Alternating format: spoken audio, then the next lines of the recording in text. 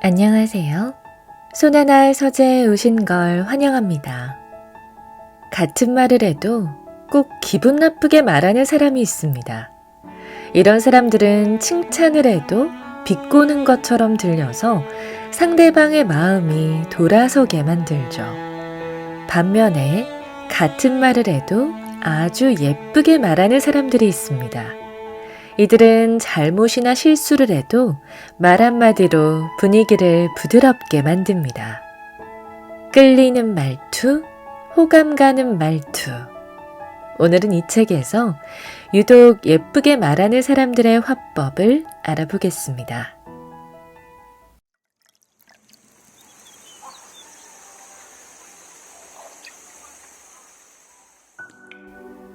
언어는 마법을 일으킨다.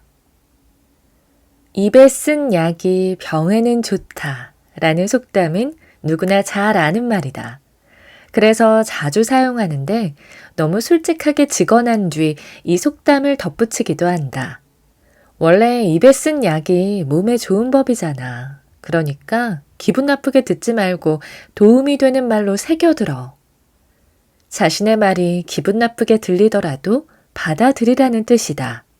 자기가 직설적으로 표현한 말을 합리화시키는 것이다. 애초에 이 속담을 핑계 삼아 말조심하지 않고 듣기 좋은 말로 가미하지 않고 배려하지도 않는다. 그러나 아무리 진실이고 좋은 의도의 조언이라도 타인의 아픔을 건드리고 감정을 상하게 해서는 안 된다. 몸에 이로운 충고도 쓴맛 나지 않고 귀에 거슬리지 않게 할 수 있다. 같은 의미지만 상대를 배려한 말로 바꾸어 이야기하면 오히려 덕담이 된다. 이를 위해 언어의 마법을 활용할 필요가 있다. 첫째, 먼저 상대의 견해를 긍정하자. 언제든 누구나 다른 사람과 의견 차이가 있을 수 있다. 생각이 다르고 살아온 환경이 다르므로 어쩔 수 없는 일이다. 그러므로 절대 단도직입적으로 상대의 의견을 부정하지 말자. 다름을 인정해야 한다. 입장을 바꿔 생각해보고 상대의 의견에 합리적인 부분이 있다면 받아들여야 한다. 그 뒤에 자신의 의견을 제시하자. 당신이 제기한 의견은 어느 정도 일리가 있어요. 그 부분에서는 저도 동의합니다. 하지만 제가 말한 관점도 나쁘지 않다고 생각해요.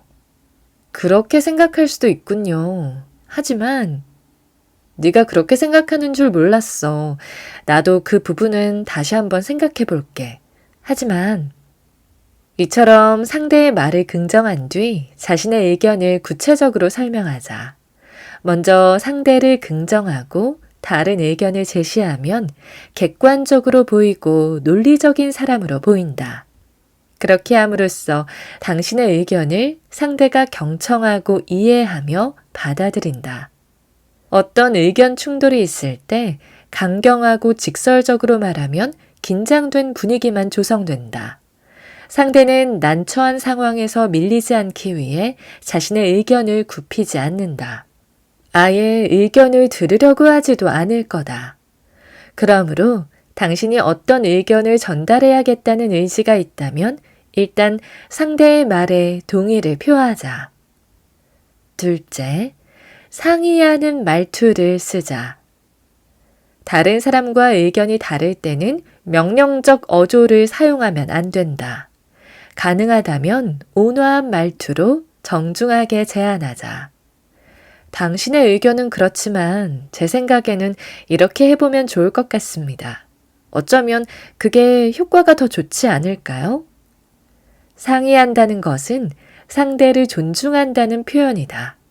당신이 충분한 존중을 보여줄 때 상대도 당신 의견을 고려하고 상응하는 존중을 보낸다. 예의를 갖추고 대안을 찾자는 의견에 버럭 화를 내거나 강압적으로 자기 의견만 관철하는 사람은 드물다. 만약 그런 사람이 있다면 그는 누구와도 대화가 통하지 않는 사람이다. 막무가내로 상대가 자신의 주장만 고집한다면 그때는 당신도 확고한 어조를 사용하자. 셋째, 진격을 위해 먼저 퇴각하라. 서로 다른 의견으로 대립할 때 전투적인 표현을 쓰지 말자. 곤란하다는 듯 살짝 난처한 표정만 드러내도 된다. 당신이 망설이거나 우물쭈물하는 모습에 상대는 어느 정도 마음의 준비를 한다. 다른 의견이 있다면 말해보세요. 괜찮아요. 상대가 이 말을 건넨다면 그때 당신의 의견을 말하자. 당신 의견이 조금 과하더라도 상대는 자신이 말하라고 제안했기에 말이 끝날 때까지 거부감을 보이지 못한다. 넷째, 상대에게 발생 가능한 부작용을 인식하도록 도와준다. 상대의 의견을 직설적으로 부정하면 그를 이해시키기 힘들다. 먼저 상대의 의견을 잘 듣고 허점을 찾아야 한다. 그 의견이 가져오는 부정적인 결과를 분석해 제시하면 상대는 할 말을 잃는다. 상대 의견에 논리적 오류가 있다면 이에 반박할 자료를 준비해야 한다. 전문가의 의견이나 통계 자료, 사례, 기사 등 사실을 토대로 한 자료가 유용하다. 객관적인 자료일수록 명확한 근거가 되어 상대는 어떤 점에서 자기 의견이 잘못되었는지 알게 된다. 상대가 미처 생각지 못한 반론 자료라면 당신에게 더 유리하다. 다섯째, 사례 설명을 통해 자신의 관점을 증명하자. 상대에게 다른 의견을 단도직입적으로 말해서는 안 된다. 특히 소통 대상이 선생님이나 상사, 연장자라면 그들의 관점을 직설적으로 부정하는 것은 적절치 않다. 예의에 어긋날 뿐 아니라 권위를 무시하는 인상을 주기 때문이다. 대신 그들도 알 법한 비슷한 유형의 사례를 들려주자. 다른 사람이 이와 비슷한 일에 부딪힌 것을 제가 보았어요. 그분이 이렇게 처리했는데 결과가 꽤 괜찮았어요. 저희도 그 방법을 참고하면 좋지 않을까 싶네요. 이렇게 타인의 경험을 예로 들어 자신의 관점을 증명하면 좋다. 상대의 체면을 지켜주면서 토론이나 의견 교환의 길을 열어놓는 것이므로 상대가 부정적 견해 없이 받아들일 수 있다. 이러한 소통 방식이 직설적인 언행보다 훨씬 똑똑한 처사이며 효과적이다. 독일 황제 윌리엄 2세가 전문가에게 군함 설계도를 보내 평가를 요청했다. 설계도와 함께 첨부한 편지에서 자신이 얼마나 많은 시간과 노력을 이 군함에 들였는지를 설명했다. 몇 주 후 윌리엄 2세는 전문가로부터 보고서를 받았다. 이 보고서에는 매우 상세한 분석이 적혀 있었고 설계도에 대한 극찬으로 시작되었다. 전문가의 평가에 따르면 윌리엄 2세가 설계한 군함은 초고속의 속도를 가졌으며 배치된 무기도 천하무적이었다. 실내 시설은 고급 호텔에 묵는 것처럼 편안하고 화려했다. 여기까지 읽은 윌리엄 2세는 우쭐거렸다. 하지만 보고서 끝 문장은 뜻밖이었다. 이 세상에 둘도 없는 슈퍼 군함은 단 한 가지 단점을 가지고 있습니다. 물에 들어가면 곧 납덩어리처럼 물밑으로 가라앉을 것입니다. 이를 보고 윌리엄 2세는 유쾌하게 웃었다. 사실 전문가가 보았을 때 윌리엄 2세의 설계도는 전혀 쓸모없는 종이에 불과했다. 하지만 폐하, 당신의 설계도는 전혀 실용적이지 않습니다. 라고 직언했더라면 윌리엄 2세는 분노했을 것이 뻔하다. 엉터리 전문가라며 권력을 이용해 그에게 해를 가했을 수도 있다. 그것을 짐작한 이 전문가는 언어의 마법을 활용해 칭찬으로 윌리엄 2세를 만족시킨 뒤 조심스럽게 자기 의견을 표출했다.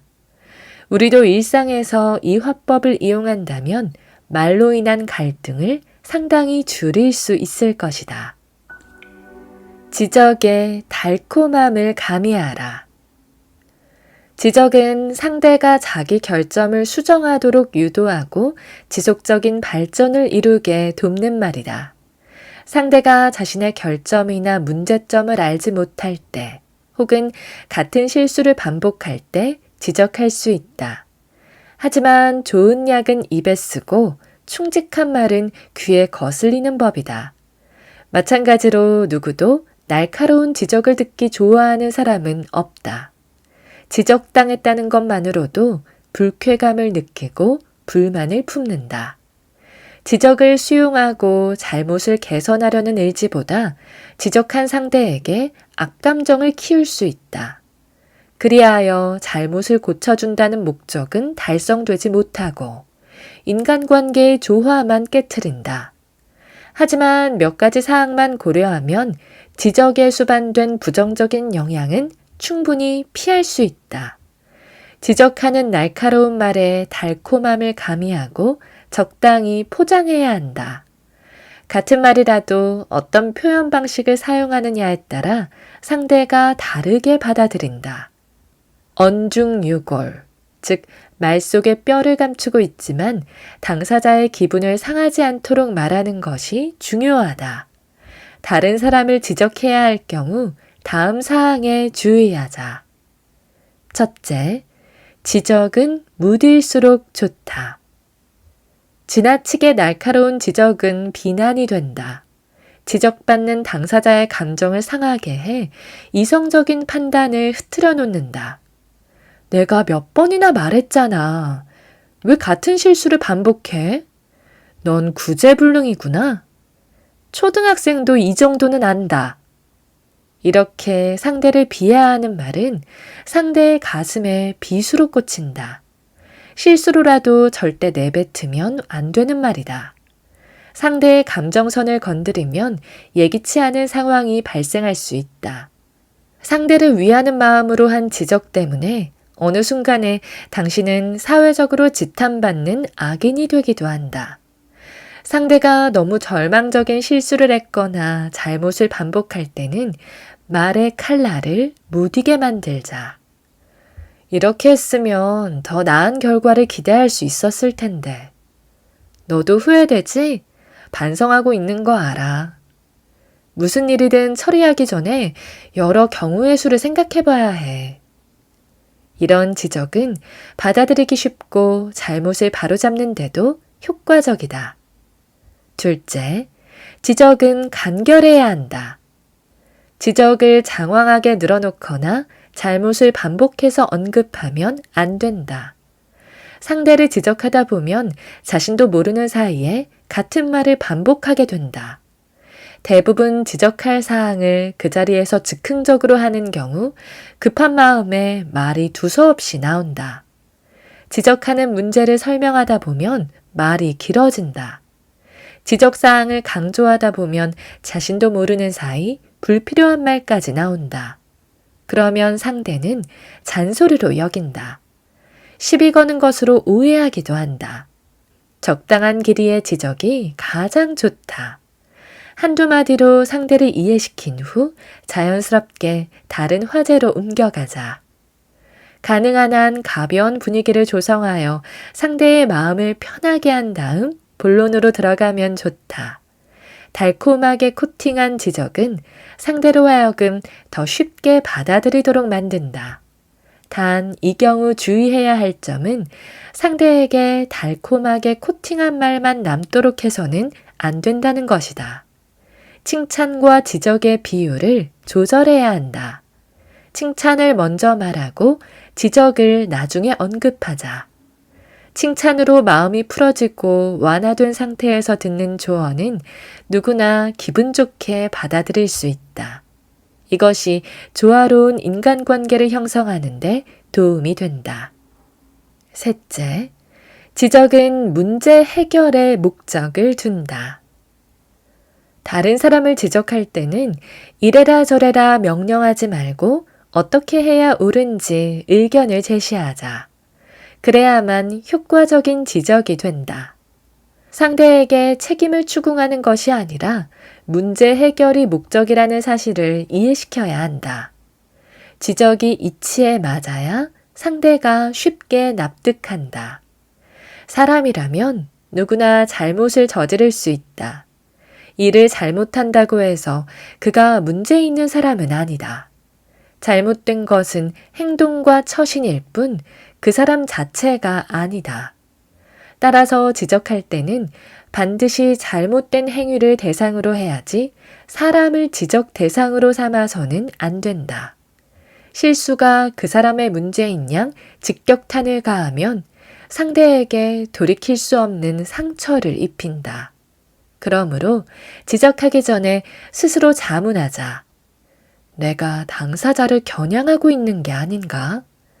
내가 잘못된 행동 자체를 소홀히 한 게 아닌가? 내가 인신공격하는 건 아닐까? 일반적으로 지적의 성공 여부는 주로 지적하는 태도에 달려 있다. 맹목적으로 다른 사람을 비난하거나 단순히 자신의 견해를 진술하면 상대의 혐오와 불만만 키운다.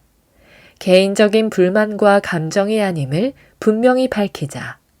문제 해결과 잘못을 바로잡는 방법을 제시하면 지적은 당신이 원하는 효과를 낸다. 어느 학교에서 있었던 일이다. 한 남학생이 진흙덩어리를 들고 친구를 뒤쫓고 있었다. 그 광경을 본 선생님은 아이를 제지하며 교무실로 오라고 했다. 그 학생은 틀림없이 크게 꾸지람을 들을 것이라 예상했다. 그런데 선생님은 사탕 1개를 내밀었다. 이 사탕은 너에게 주는 상이다. 네가 교무실에 제 시간에 도착했기 때문이다. 이어서 선생님은 사탕 1개를 또 그 학생의 손에 놓았다. 이 2번째 사탕도 너에게 주는 상이다. 내가 너를 말렸을 때 너는 즉시 행동을 멈추었다. 그것은 네가 나를 존중한다는 의미이기 때문에 칭찬하는 것이다. 학생이 놀라자 선생님은 3번째 사탕을 꺼냈다. 내가 조사한 결과 네가 진흙덩어리로 학생을 때리려는 이유가 그 소년이 여학생을 괴롭혔기 때문이다. 너는 피해자의 심정을 이해하고 가해자를 응징하려 했다. 그래서 너의 정의로움을 위해 이 상을 주는 거다. 이 말을 듣고 남학생은 감동하여 눈물을 흘리면서 반성했다. 친구를 때리면 안 되는데 제가 잘못했어요. 이때 선생님은 4번째 사탕을 건넸다. 네 잘못을 정확하게 깨달아서 상 하나를 더 주는 거다. 이 선생님은 학생을 꾸짖지 않았다. 사탕 4개와 온화한 방식으로 스스로 자신의 잘못을 깨닫게 했다. 동시에 4가지 장점을 발견하도록 유도했다. 이러한 방법은 교육의 목적을 달성할 뿐 아니라 엄격한 지적보다 교육적 효과가 훨씬 크다. 선생님이 단호한 모습으로 학생의 잘잘못을 따졌다면 어떻게 되었을까? 아마도 학생은 반성하지 않고 선생님에게 불만을 키웠을 것이다. 당시 자신은 피해 여학생을 돕기 위해 진흙덩이를 들고 친구를 쫓았기에 정당한 행위라고 반박했을지 모른다. 그렇게 되면 갈등만 증폭될 뿐 문제는 해결되지 않는다. 이를 잘 아는 선생님은 일방적인 지적의 문제점을 피해 다른 방법을 택했다. 여학생에게 가한 괴롭힘을 폭력이 아닌 방법으로 해결할 수 있다는 것을 몸소 보여준 것이다. 좋은 말이 추위를 녹인다. 좋은 말 한마디는 엄동설한해도 사람을 따스하게 하고 나쁜 말은 삼복 더위에도 사람을 춥게 만든다. 이 말은 언어가 인간관계에서 작용하는 중요한 역할을 보여준다. 저속하고 강한 말은 거부감을 불러일으켜 인간관계를 냉각시키지만 부드러운 어조는 봄바람처럼 마음을 흔들어 조화롭고 아름다운 관계를 맺게 돕는다는 의미다. 좋은 언어는 마음의 통로가 되어 굳게 닫힌 마음을 연다. 좋은 말의 사회적 역할은 이외에도 무궁무진하다. 첫째, 좋은 말은 사랑과 신뢰를 느끼게 한다. 신뢰는 당신이 다른 사람에게 주는 최고의 선물이다. 나는 너의 능력을 믿는다. 최선을 다하는 네가 멋져 보여. 네 성실함은 누구도 따라갈 수 없어. 이런 말은 사랑과 신뢰를 얻으려는 상대의 욕구를 생각보다 쉽고 빠르게 충족시킨다. 상대에게 신뢰를 전하면 그는 강력한 에너지를 받아 활력을 충전한다. 말 한마디로 쓰러진 사람이 다시 일어설 힘을 얻고 추운 밤을 견딜 따뜻함을 얻는다. 낙심한 사람은 희망을 다시 보게 된다. 당신이 먼저 신뢰를 전하는 사람이 되라. 그러면 주변에서도 당신에게 무한한 신뢰를 보낸다. 둘째, 좋은 말은 모순을 해결하는 약이다. 다른 사람이 미안하다고 말할 때 소탈하게 괜찮아 라고 답하자. 당신의 관용과 관대함이 돋보이는 기회가 된다. 프랑스의 유명한 작가 빅토르 위고는 바다보다 넓은 것은 하늘이고 하늘보다 넓은 것은 인간의 마음이다 라고 말했다.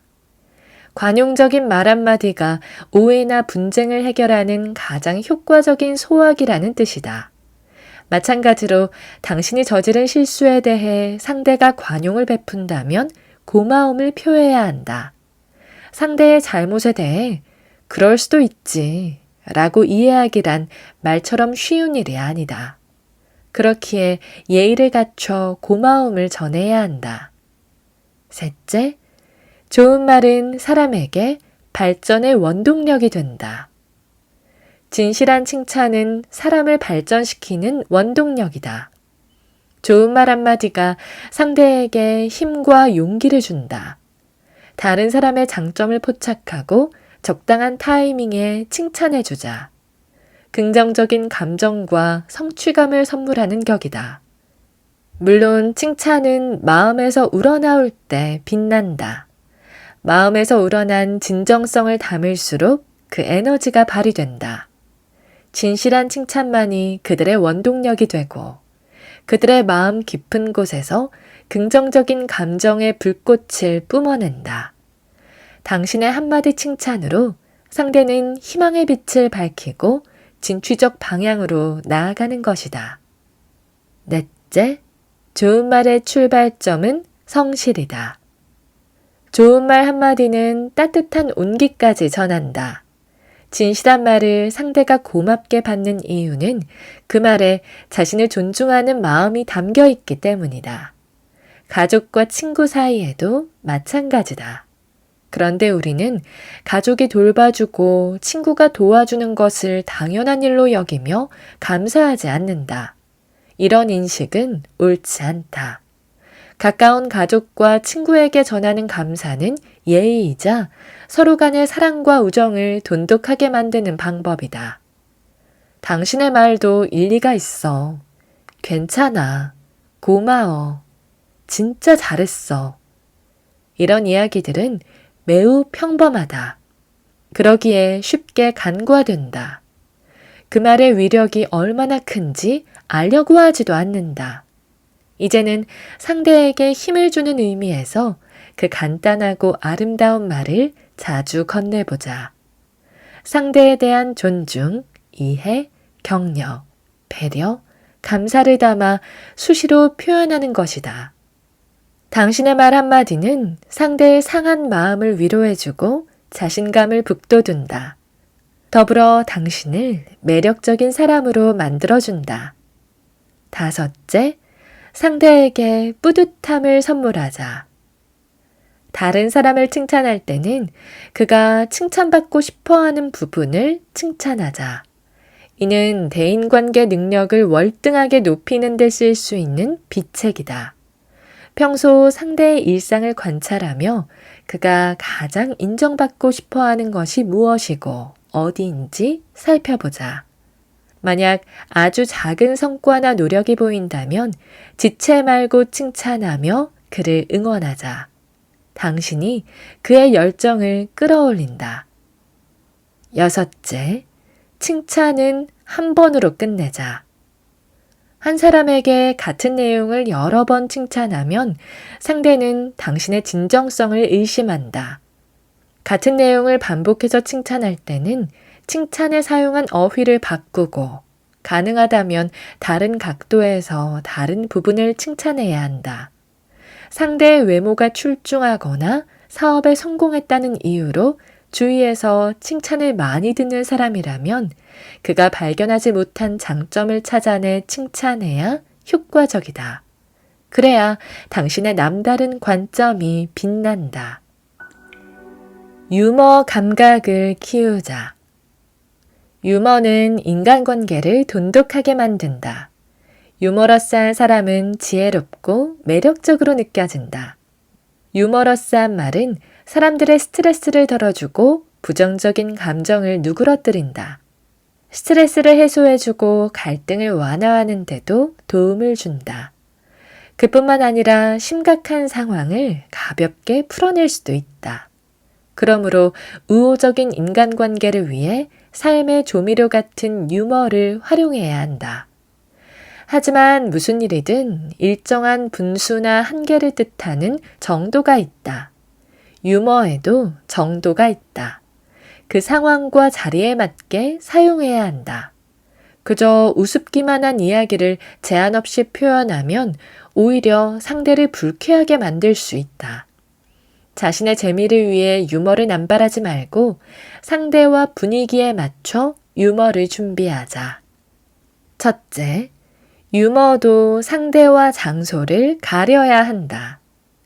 예의를 지키면서 유머를 구사하면 재치 있는 사람이 될 수 있다.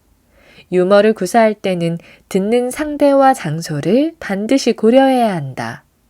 예를 들어 사람들이 집중해서 연구 중인데 갑자기 연구와 전혀 상관없는 농담을 한다면 사람들의 집중력을 흐트러버릴 수 있다.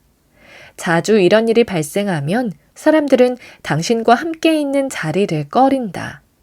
자신도 모르는 사이에 피해야 할 사람의 명단에 오른다. 같은 농담도 어떤 친구에게는 할 수 있지만 또 다른 어떤 친구에게는 해서는 안 되는 경우가 있다. 마찬가지로 어느 장소에서는 할 수 있는 유머가 또 다른 어떤 장소에서는 하면 안 되는 경우도 있다. 특히 처음 만난 사람이나 연장자에게는 조심해야 한다. 부적절하게 유머 감각을 발휘하면 의사소통을 가로막고 서로 불편한 감정만 불러오게 된다. 둘째, 유머와 비웃음의 차이를 구별하자. 건전한 유머를 선택하자. 유머로 비웃음을 던지거나 공격적이고 비꼬는 일이 있어서는 안 된다.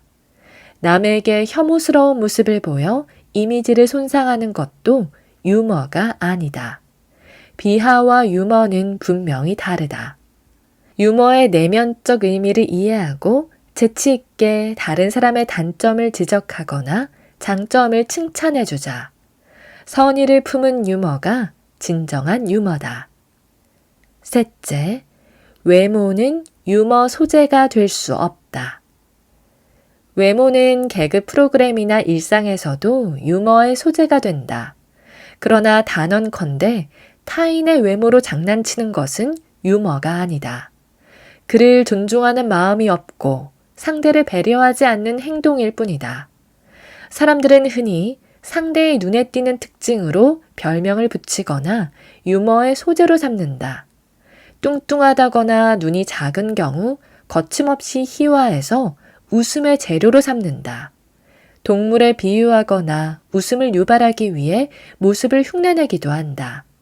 이때 유머의 대상이 된 상대는 당황스럽다. 버럭 화를 내면 자신이 더 우스워진다는 점을 알기에 같이 웃어넘기지만 기분 나쁜 감정은 그대로 남는다. 누구든지 키가 크다는 이유로 휘청거리는 꺽다리가 되고 싶은 사람은 없다. 사회적 기준으로 잘생기지 않았다고, 예쁘지 않다고 웃음거리가 되기를 원하는 사람도 없다. 분위기를 전환시키고 어색함을 풀기 위한 유머라고 말하지만 외모의 유머 소재는 매우 자극적이고 부정적인 경우가 대부분이다. 이런 유머는 오히려 불쾌감을 유발하고 상대에게 좋은 인상을 남길 수 없다. 이는 가까운 사이일수록 더욱 조심해야 할 사항이다. 유머는 상대에 대한 배려를 바탕에 깔고 접근해야 한다. 자조는 난처한 상황의 돌파구다. 자조란 웃음을 유발하기 위해 자신의 잘못이나 약점을 드러내어 스스로 깎아내리는 행위를 뜻한다. 유머의 방식 중 하나이며 감정을 조절하는 수단이기도 하다. 자신의 약점을 드러내는 사람은 오히려 자신감이 높은 사람이다. 자조의 유머를 던져도 자신에게 부정적인 영향이 없고 이미지도 손상되지 않는다. 오히려 가벼운 분위기를 조정하고 자신의 친화력과 매력을 높이는 기회다. 자신의 약점을 적당히 드러내고 스스로 비웃음의 대상도 되어보자. 대인관계를 조정하는데 효과적이다. 연설에서 강연자가 계속 진지하게 이야기한다면 청중과 공감대를 형성하기 어렵다. 이럴 때 적당한 자조로 청중의 웃음을 유발하면 강연의 재미를 높일 수 있다. 단 엄숙한 자리나 비통한 분위기에서는 이 방법을 사용하면 안 된다. 첫째, 자조는 난처함을 해소한다. 어느 순간 인간관계에 난감한 상황이 찾아오기도 한다. 이때 자조로 대처하면 어색한 분위기를 전환시키고 난처한 처지에서 빠져나올 수 있다. 레이건 전 미국 대통령이 캐나다 국빈 방문으로 강연을 할 때 반미 시위를 벌이는 사람들로 인해 연설이 여러 번 끊겼다. 전 캐나다 총리 피에르 트리도는 이런 상황이 난감했다. 이를 알아챈 레이건 대통령은 웃으면서 말했다. 이런 일은 미국에서 자주 발생하는데 누군가가 이 사람들을 미국에서 여기까지 모셔온 게 분명합니다. 그들은 제가 캐나다를 자기 나라처럼 느끼도록 해주고 싶었나 봅니다. 레이건 대통령은 이렇게 말하며 분위기를 가볍게 만들어 어색한 상황에서 벗어났다. 더불어 동행한 캐나다 총리에게도 편안함을 주고 호감까지 샀다. 당신의 실수가 다른 사람의 불만을 불러일으킬 때 자조로 이해받자. 무심코 다른 사람에게 상처 주는 말을 했을 경우 자조하며 화제를 돌리는 동시에 상대의 적대감을 해소해줘야 한다. 둘째, 자조는 불공정을 반격하는 무기가 될 수 있다. 불공정한 대우를 받거나 부당한 평가를 받았을 때 벌컥 화를 내는 것은 도움이 되지 않는다. 오히려 성격 나쁜 사람으로 매도된다. 이럴 때 자조로 자신의 자존감을 지키면서 불만을 표하자. 자조는 불공정을 반격하는 유용한 무기가 될 수 있다. 그렇지만 자조가 모든 상황을 타개해 주지는 않는다. 부적절하게 사용하면 실없는 사람이 되고 허위적인 인상만 남긴다. 과도한 자기 비하로 자존심을 떨어뜨려서는 안 된다. 셋째, 자조의 소재는 자기 약점에 있다. 자신의 약점을 찾아 보여줌으로써 상대의 마음을 편하게 만들어줄 수 있다. 상대가 당신보다 열악한 상황이나 인정받지 못하는 처지에 있다면 이 방법이 유효하다. 상대와 거리감을 좁히고 긴장을 풀어주어 부드럽게 대화하도록 돕는다. 자신을 웃음거리로 삼아 사람들을 미소 짓게 한다면 그들은 당신이 자조로 배려를 베풀고 격이 없이 소통하려는 사람이라는 것을 알게 된다. 넷째, 자조는 매력적인 자기 조롱이다. 자조할 줄 아는 사람에게는 저항할 수 없는 매력이 있다. 상대가 당신이 가진 지위나 능력의 우수함을 인정하고 존경을 보낸다면 그와 격이 없는 소통을 위해 자조를 아주 강력한 무기로 사용해보자. 매력적인 자조를 구사하기 위해서는 먼저 겸손한 자신감을 가져야 한다. 자신의 약점을 특징으로 드러내면서 그것이 끼치는 영향을 언급하는 것이다. 기량이 매우 뛰어난 미식축구 선수가 인터뷰를 했다. 대단한 기량을 선보이셨는데요. 언제까지 그런 기량을 발휘할 수 있을까요? 저도 제 기량이 뛰어나다는 것을 잘 압니다. 그런데 제게는 아주 치명적인 사실이 있지요. 이 특기는 은퇴 후에 강아지랑 산책할 때나 써먹을 수 있다는 겁니다. 선수는 현재 우러러보는 점이 미래에는 별 쓸모 없다는 자조로 자기 실력을 인정하면서 자신을 낮추었다. 오늘 저와 함께한 시간 어떠셨나요? 편안한 시간이 되었길 바라며 또 들러주시길 기다리겠습니다. 그럼 잘 자요.